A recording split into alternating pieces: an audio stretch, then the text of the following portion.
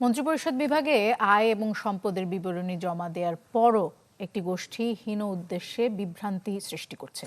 নিজের এবং পরিবারের ব্যাংক হিসাব উন্মুক্ত করে সংবাদ সম্মেলনে মন্তব্য করেছেন এনসিপি মুখপাত্র। এ সময় অসত্য সংবাদ প্রকাশের কড়া সমালোচনা করেন আসিফ মাহমুদ। শপথ গ্রহণ করিতেছি যে গণ অভ্যুত্থানের পর অন্তর্বর্তী সরকারের দায়িত্ব গ্রহণ, পরে জাতীয় নির্বাচন সামনে রেখে পদত্যাগ করে জাতীয় নাগরিক পার্টিতে যোগ দেন আসিফ মাহমুদ সজীব ভুইয়া। এরপর নানা ঘটনায় আর্থিক নয়ছয়ের অভিযোগ ওঠে তার বিরুদ্ধে। সমালোচনা গাঢ় হয় সিটি কর্পোরেশন নির্বাচনে এনসিপির হয়ে লড়ার খবর সামনে আসলে। ব্যাংক হিসেবের তথ্য তলব করে বাংলাদেশ ফিনান্সিয়াল ইন্টেলিজেন্স ইউনিট। সেই প্রেক্ষিতেই সন্ধ্যায় নিজের ও পরিবারের ব্যাংক স্টেটমেন্ট নতুন বাংলাদেশ গড়তে এলো জুলফিকার স্টিল। জুলফিকার স্টিল, ইস্পাত দৃঢ় অঙ্গীকার। সবার জন্য উন্মুক্ত করে দেন এনসিপি মুখপাত্র।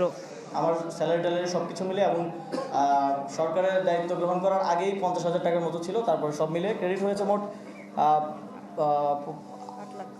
85,81,000 টাকা, আর ডেবিট হয়েছে 76,03,000 টাকা। এখন আছে 9,78,000 টাকা। তার অভিযোগ, পদত্যাগের সময় মন্ত্রিপরিষদ বিভাগে আয় ও সম্পদের বিবরণী জমা দেওয়ার পরও একটি গোষ্ঠী হীন উদ্দেশ্যে বিভ্রান্তি সৃষ্টি করছে।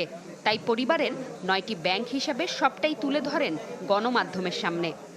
এবং আমার পরিবারের সকলের ব্যাংক হিসাব জনগণের জন্য উন্মুক্ত করে দেওয়া প্রয়োজন, যাতে করে এই বিষয়গুলো নিয়ে কেউ কোনো ধরনের বিভ্রান্তি তৈরি করতে না পারে।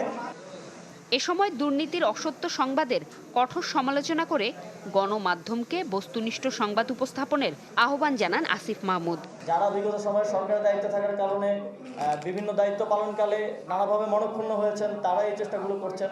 এবং একটা গোষ্ঠী যারা আওয়ামী লীগ আমাদের গণঅভ্যুত্থানের কারণে দেশ থেকে পালিয়ে যেতে বাধ্য হয়েছে, তারা তো প্রতিনিয়ত লেগেই আছে। জোমাতুল বিদা, চ্যানেল 24, ঢাকা।